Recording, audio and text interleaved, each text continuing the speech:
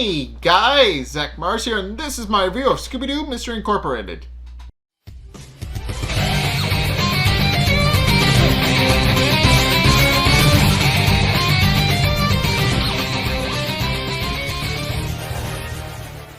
Okay, so this episode is interesting for a number of reasons. First and foremost, I just like how the monster looks in this one, but I kind of just like how the monster works in this one. It looks just really cool, and I do kind of like it. But yeah, this episode doesn't really have any major reveals or anything like that. It has a couple of minor ones though, a couple of minor but important ones that I'll be talking about in a couple of minutes. But long story short, it opens up with a shot of the exterior of Destroido Corp, who is not so subtly polluting everything in Crystal Cove.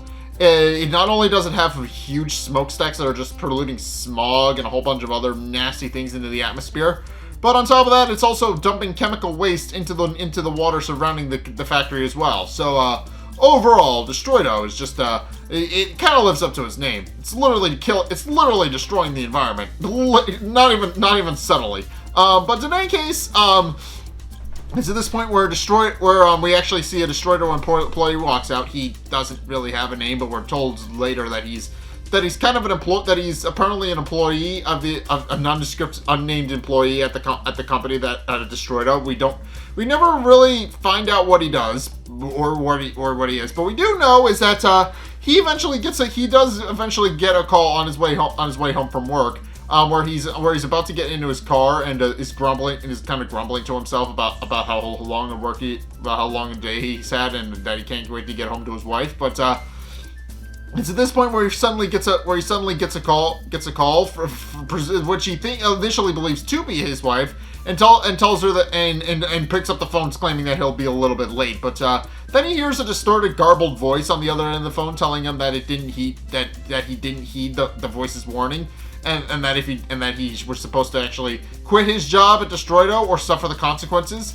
But the man just kind of hangs up, but not before giving the whoever's on the other end of the phone a bit of an earful, telling him that he was actually hoping it was his wife, pointing out that he's worked a long day, he doesn't like prank calls, and that he doesn't think that the voice on the other end is actually going to follow through. At which point he then proceeds to hang up, gets into his car, and proceeds to get ready to drive off. And on the way home, he actually winds up stopping at a traffic light. At which point he sees a cicada on the windshield, which he initially brushes off with his windshield wipers, just pointing out that it's kind of gross, that it's just kind of a gross little bug, and then proceeds to go on his merry way, unaware that as he's driving and while he was actually stopped at the traffic light, more cicadas actually proceed to surround his car. But by the time he actually gets to a very dangerous bend in the road, there's just an entire swarm of cicadas just chasing after him,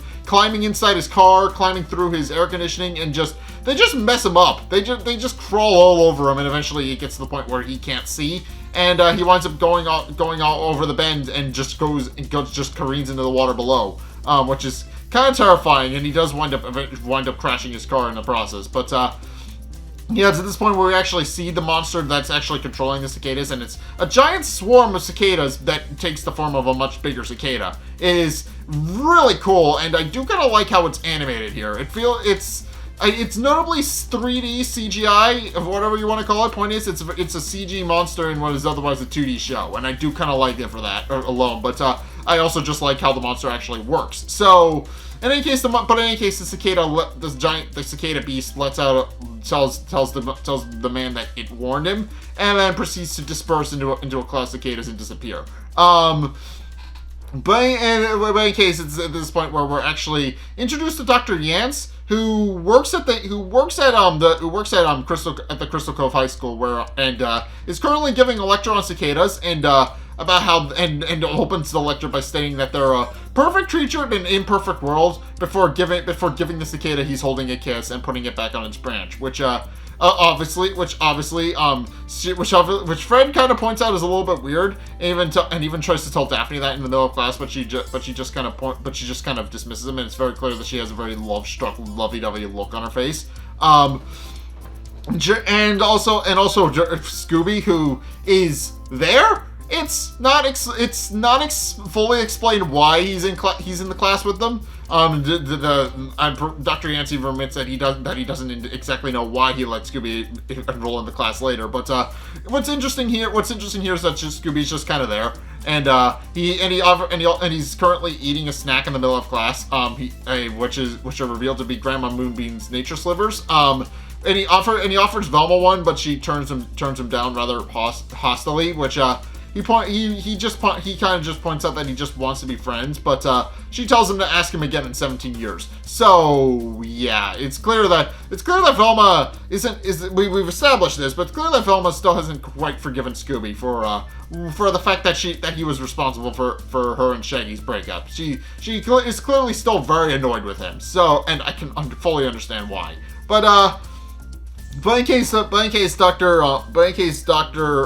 Yance then proceeds to go on a bit of a tirade in the middle of class about how as beautiful as the cicada is, their natural habitats are slowly disappearing, and it's all because of pollution and corporations and stuff like that, and then turns his attention to Shaggy and Scooby, who are both eating Grandma Moonbeam's nature slivers. And when they kind of look at him with a confused look, pointing out that they don't really know what he's getting at, he then proceeds to point out that they're actually manufactured by Destroido, and we've already discussed how Destroido Corporation literally is just the worst. So I'm not going to reiterate that here, but they merely point out that while it may be made by an evil corporation, they're still tasty, so they don't really care. But in any case, with that, class then proceeds to end, and Mr. Ink then proceeds to to leave and get ready to go to the next class with Velma and Daphne kind of remarking about how amazing Mr. Yance is, and which notably causes Fred to become annoyed and a little agitated. And he even hollers after them as they leave, pointing out that he won't look so good when he's caught in one of Freddy's traps. But which Shaggy and Scooby do kind of take notice of, and come to the reasonable conclusion that Fred sounds a little bit jealous. Which Fred tries to deny, pointing out that he doesn't get jealous, but it's very clear that he is indeed annoyed that Daphne is paying more attention to Dr. Yance than him. So. Yeah, that winds up becoming a recurring thing throughout this episode. But in case as Shaggy is actually eating his nature slivers, he accidentally eats a note that somehow made it into his nature slivers and coughs it up.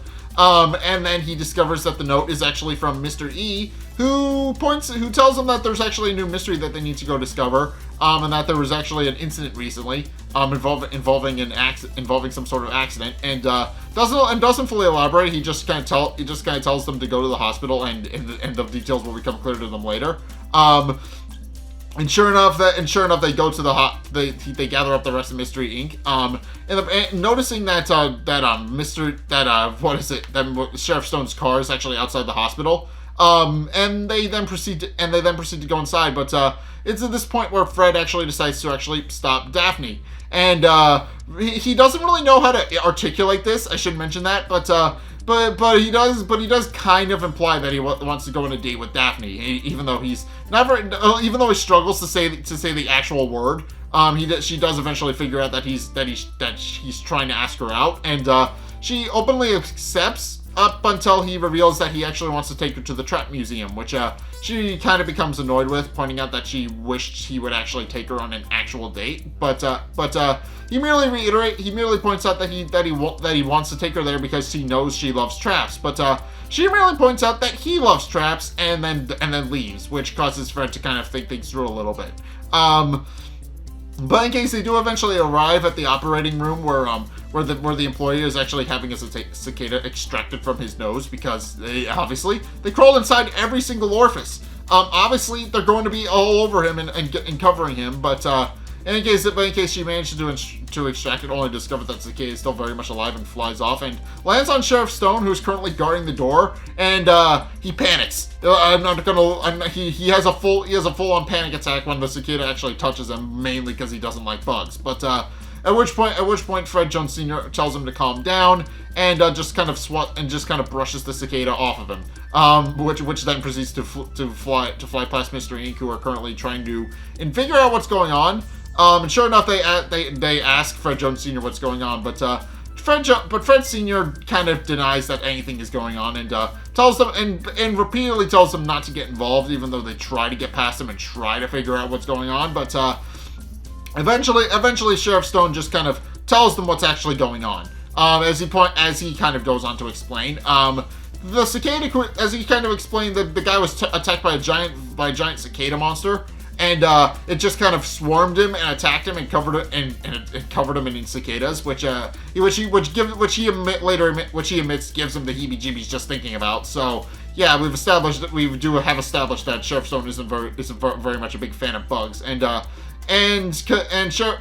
Fred Jones Sr. just kind of chides him a little bit, calling him a bit of a big baby, But he then proceeds to pointing out that since the cover has since been blown, he points out that he might as well tell Mr. Ink what's going on, and does indeed elaborate that there was an attack from the giant cicada monster, and tells them not to interfere with it because he's planning to have a big cicada monster festival that Saturday. And long story short, he doesn't want them interfering because they could drive away the monster and ruin the entire thing. So with that, he just kind of tells them to stay out of it, and one more time, and leaves.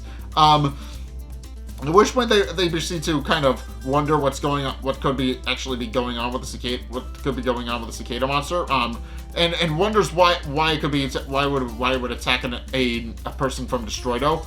But they don't really have any sort of concrete answer at the moment, so they just kind of put a pin in it. At which point later that day, we actually discovered that another person of Destroido, a man named Hugh Dieterdy, who we kind of learned the name of later, but basically Hugh was just taking a shower in his house. And the same set of circumstances that from the unnamed employee happened to him as well. He is in his house.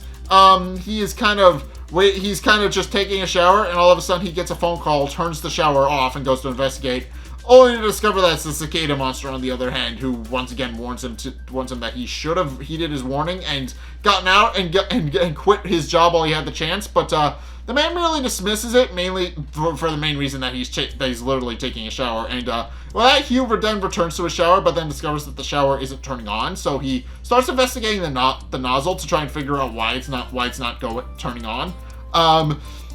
At which point, a bunch of cicadas then proceed to swarm out of the drain and kind of swarm him in the shower. While he panics and tries to escape, but he can't.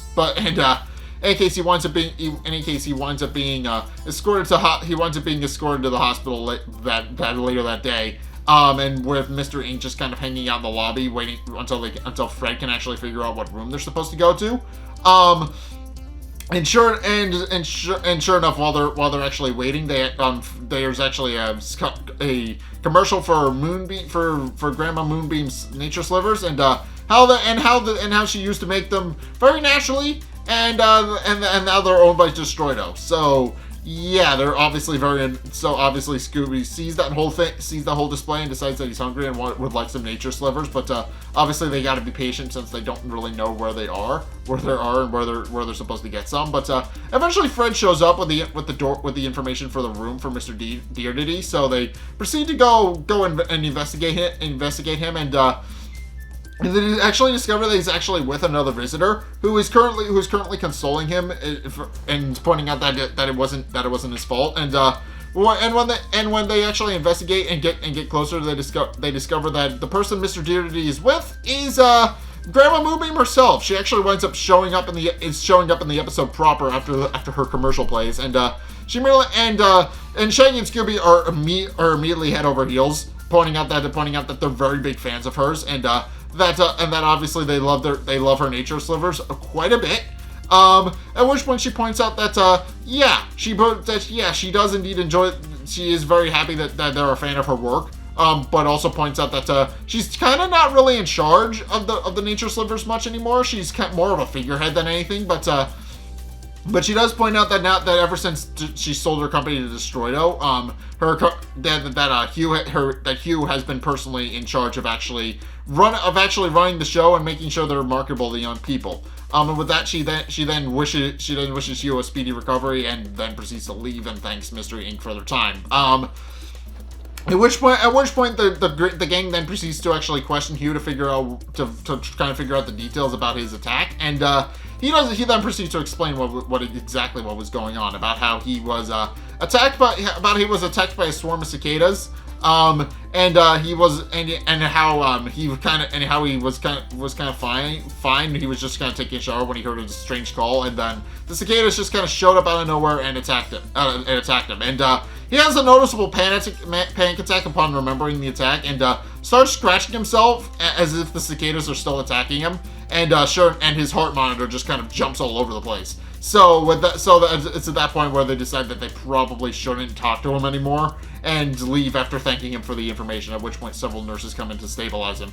At which point they get into the elevator and start thinking about through all of the different things that they know about all the different victims, namely that all the victims so far have been employees of Destroido and they seem to think that there may be a question, but it's at this point where Shaggy actually winds up pressing the elevator button and they go down to while they're discussing things, but they actually wind up in the basement with them actually yelling at Shaggy a little bit, pointing out that he accidentally sent them into the basement and seems to not know how to actually operate an elevator panel, but he points out that he did, and he even points to the exact button on the control panel that he actually pressed, which is the lobby. And also throughout the sequence, it's clearly apparent that the cicada creatures actually started targeting them because they started investigating what's been happening with Destroido. Obviously they know that Destroido obviously the cicada creatures knows they're investigating Destroido, and then proceeds to show up and swarm and attack them, and proceeds to tell them that if they don't stop their investigation of Destroido, they will suffer the consequences and be attacked. And with that, it then proceeds to, and they give them 24 hours to stop, or it'll come after them. At which point, it then proceeds to leave through the various vents in the building. At which point they then realize they need to actually kind of get out of there and find a way to actually investigate. And but it's in any case at this point where they get into the mystery machine, realizing that they need to figure out who the culprit is before they're attacked by a cicada creature, and when they try to think things through, Shaggy eventually does come to a reasonable conclusion that the cicada creature doesn't seem to like Destroido Corporation very much. At which point Fred actually has a somewhat brilliant and also somewhat bigoted idea, where or rather somewhat biased idea, where he comes up to a conclusion that Dr. Yance might be the one behind the cicada creature, and obviously Daphne is in stark denial of this, pointing out that it couldn't possibly be Dr. Yance, mainly because she herself is very biased and doesn't think that he would actually do anything. But Fred immediately points out that it has to be him. That it has to be him because he obviously is very jealous of Dr. Yance, and Velma actually winds up backing him up a little bit, pointing out that it actually does make perfect sense for Dr. Yance to be a cicada creature. Obviously, the cicada creature doesn't like Destroido, and he knows very knowledgeable about the cicadas. All of us seem to fit Dr. Yance to a T. Obviously, Dr. Yance loves cicadas, doesn't like Destroido or pollution very much, and it gives them the perfect motive to actually go after Destroido. But Daphne then proceeds to insist that it isn't Dr. Yance. But Fred is determined to point out that it is, and he also points out how infatuated and head over the heels in love Daphne is with him, and that she's clearly talking from a place where she isn't really giving the most unbiased answers, and points out that it's likely that they've already exchanged phone numbers and have started texting, which Daphne then fires back by pointing out that maybe they did, and maybe they were planning to go to the Trap Museum without him, which causes Fred to kind of be stunned into silence, and then proceeds that he's going to go sell this once and for all, and proceeds to drive them all to the school. At which point they do eventually find Dr. Yance in his lab. where they do find him strumming an instrument and kind of singing to the cicadas, and Fred initially believes that this is all the information he needs, with Scooby kind of poking his head in to try and investigate as well, but Fred just kind of dismisses him. At which point, Daphne actually points out that he might be making a very big mistake, but Fred then reiterates that making big mistakes is what he does, in a very angry tone, and at which point he barges in, and then decides that he's actually going to catch Dr. Yance in the act, and then proceeds to declare Dr. Yance to be the cicada creature, and also in the process makes it slip that he kind of considers Daphne his girlfriend, which she hears and is kind of very, very happy about, kind of, sort of, but Dr. Yance proceeds to actually deny that he's actually a cicada creature for obvious reasons, and he even points to concrete evidence that he's not, by pointing out that he was just singing the cicadas to sleep because it's their bedtime. And when Fred asks him to prove it, he then notices that Scooby has actually fallen asleep as well, and concludes that is probably reasonable enough proof. At which point Dr. Yance calls the cops, and they all proceed to give their statements.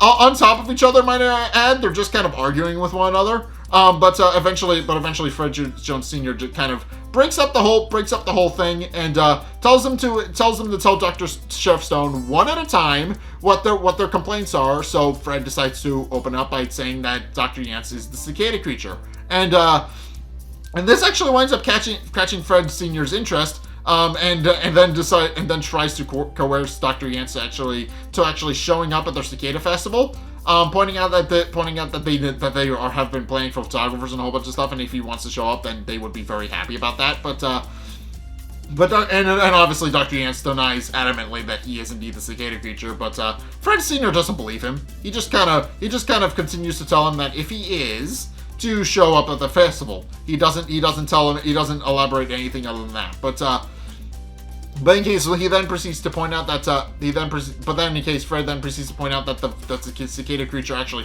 threatened them, and which again catches Fred Sr.'s interest, and proceeds to point out that he would be more than happy to have them at the festival if it means that the cicada creature is now guaranteed to show up. So with that, he then proceeds to kind of tell them to go out on their business, and proceeds to tell them that they actually need to go, that he wants to make sure everything is perfect for the Cicada Festival, and that he just leaves. At which point later that day, we actually find out something interesting, which is that Ed Machine, Mr. E's personal lackey, who has been showing up in several episodes up to this point, as it turns out, he is the CEO of Destroido Corp. What we find out that he actually runs the company in his scene, and he obviously gets attacked because obviously he's the CEO of Destroido Corp. But he's attacked while he's playing a game of golf. But what's interesting there is that he actually is indeed the CEO of Destroido.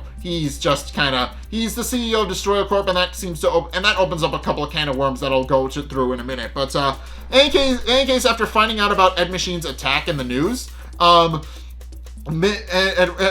concludes that that's the third attack that they've been on in days, and with Shaggy reasonably concluding that they're next. At which point they realize that they need to find a way to actually deal with the cicada creature to actually lure it out of hiding. At which point Fred declares that he actually has a pretty brilliant idea, which is that they're going to go to this, which is that he actually winds up building a trap, which in the back of the Mystery Machine, and proceeds to point out that they're going to lure it back to the Mystery Machine. Just kind of walk around the festival for a little bit until it realizes that they're there. When Shaggy kind of objects to that plan, mainly because it involves them being live bait, Velma just kind of points out that they kind of have no choice since it's gonna attack them anyway. At which point they then proceed to kind of walk around the festival grounds for a bit, with Fred and Daphne actually wind up breaking off a little bit from the group and kind of going off on their own thing, and it's at this point where Daphne points out that she had heard what Fred had said about her being his girlfriend, but which he openly tries to deny, pointing and decides to go into a game of Whack-A-Golfer, which is literally just Whack-A-Mole under a different name, and she points out that she knows he isn't very good at articulating his feelings, and obviously he's trying to bury his feelings by playing a game of Whack-A-Golfer. But she then eventually stops him and stops his mallet and points out that she has no problem with being his girlfriend and would be more than happy to go to the Trap Museum if that's what makes him happy. And then proceeds to lean in for a kiss, but he then breaks it off when he discovers that his dad has shown up to check on him. And actually pulls his dad into a hug, with his dad kind of being very confused. But he also points out that why he's just kind of wandering off on his own, pointing out that he had film crews and everything at the ready. But he just kind of points out that they're just kind of walking around the place, trying to make sure that the cicada creature knows they're there, which Fred Sr. doesn't object with, and then tells him to keep up the good work. And with that, he just leaves. At which point, the rest of the Mystery Inc. gang actually winds up meeting up with the rest of the group, and Shaggy notices that Dr. Yancey's actually there. He notices that Dr. Yancey's actually at the festival, and he winds up and he actually points out that they should follow him and note that he's gone into the House of Horrors, which is just a haunted house. But they follow him into the haunted house to try and find him, which notably isn't scary. Even the scary cats Scooby and Shaggy, who I should mention notably run from danger at the first sign of it. They are just like, oh, it's just a jump scare? Okay, that's not so bad. And they point out that it isn't all that scary. But eventually they do wind up going deep enough into the house where eventually two giant partitions actually come down with them noting that is pretty scary. At which point the cicada monster decides to actually corner them inside of the haunted house and tells them that because it didn't heed its warning, it's now going to attack them. And proceeds to actually chase after them, and at which point Fred actually fly tackles through a partition, and what they discover is that Dr. Yance isn't actually a cicada creature. They actually find him munching down on what I think is a chili dog, but with like a cicada theme to it. But in any case, they then proceed to run off toward the museum, and Shaggy follows Fred and Daphne out shortly after, and concludes that Dr. Yance he doesn't think that cicada creature is actually Dr. Yance, with Velma just kind of reiterating with a "you think," and they proceed to run back to the Mystery Machine, where they're actually attacked in the parking lot and almost don't make it to the Mystery Machine until Fred is able to get to his remote and turn on the trap, which is revealed to be a giant vacuum cleaner. He literally just rigged a vacuum cleaner to suck up cicadas, and sure enough, it proceeds to incapacitate the cicada monster and slowly sucks up the cicada, so it's not able to actually fight back against them. At which point Scooby grabs the nozzle from the vacuum and starts sucking up the cicadas until all that's left is someone in a beekeeper outfit, and they then proceed to take the beekeeper helmet off to discover that the person inside the costume is Grandma Moonbeam herself. And obviously Fred Jones Sr. and Sheriff Stone actually come to investigate, wondering what's going on. But Fred is also very visibly confused because he has no idea why Grandma Moonbeam would actually attack Destroido. And she points out that it should be obvious because as she points out, Destroido Corporation kind of ruined her nature slivers. As we find out, in addition to all of the other nasty pollution things that they've done, apparently Destroido Corporation, after buying her recipe, might I add, made modifications to her recipe without her knowledge, and to make them tastier. And we find out that the secret ingredient is actually raw sewage, which is gross and disgusting. But obviously she wants to go and protest to Ed Machine and the other higher ups. But since they now own the recipes, there wasn't a damn thing that she could do about it, and so she went home to sulk. At one point, she discovered that penguins could be controlled. I think a documentary on penguins being controlled with sonar, which I'm not entirely sure is a real thing, but she eventually realizes that she can modify it to make her cicada monster. And sure enough, she wound up dressing herself up in a beekeeper outfit, put a little device on her belt to mimic a frequency that would control the cicadas, and then she just kind of created a giant cicada monster out of cicadas using that method, which I think is kind of cool. But in any case, with that, Sheriff Stone then proceeds to arrest Grandma Moonbeam, telling her that now it's time for the bakehouse, and that her plan has been exposed, and he then proceeds to leave. With Fred Sr. just kind of pointing out that he's a little annoyed that the monster wasn't real, and and wonders if the monsters will ever be real. At which point he storms off with Fred just kind of hollering after him, glad we could help. At which point Mr. Ink then proceeds to celebrate another mystery solved, and Velma, at which point Shaggy suggests that they actually all go to the clam cabin to celebrate. But Daphne actually winds up declining, pointing out that she and Fred have a prior engagement and are actually going to go on a date, with Fred just kind of smiling awkwardly at her after she wraps her arms around his. But with that, they then proceed to go to the trap museum, where it's revealed that they actually wound up getting stuck in one of the traps for most of the night, and while they're more than happy to be spending the time together, they do point out that doesn't make for the most ideal date. Although Daphne just kind of points out that she's more than happy to be with Fred, mainly because if it makes him happy, she's more than happy to come with him.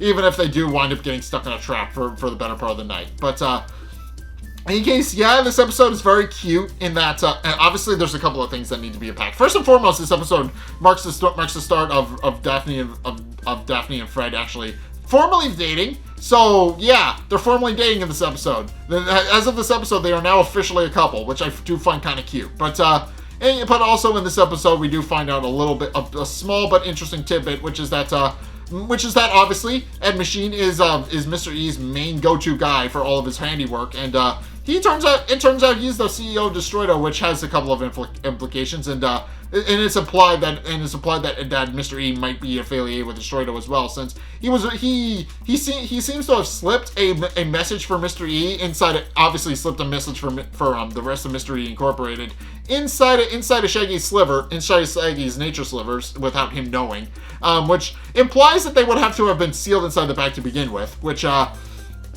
seem to imply that Mr. E has some sort of affiliation with the Destroido Corporation, and the fact that Ed Machine is his main lackey also supports that as well.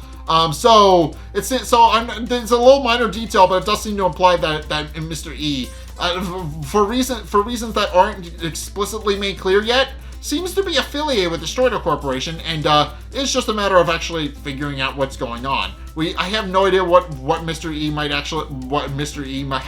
is actually involved with Destroido Corporation as of yet, but I am interested to find that out alongside you guys. I have no idea what's going on with him, but it's clear that there's something going on with the Destroido Corporation. It's clear that there's a deeper connection with the Destroido Corporation that'll be explored later in later episodes.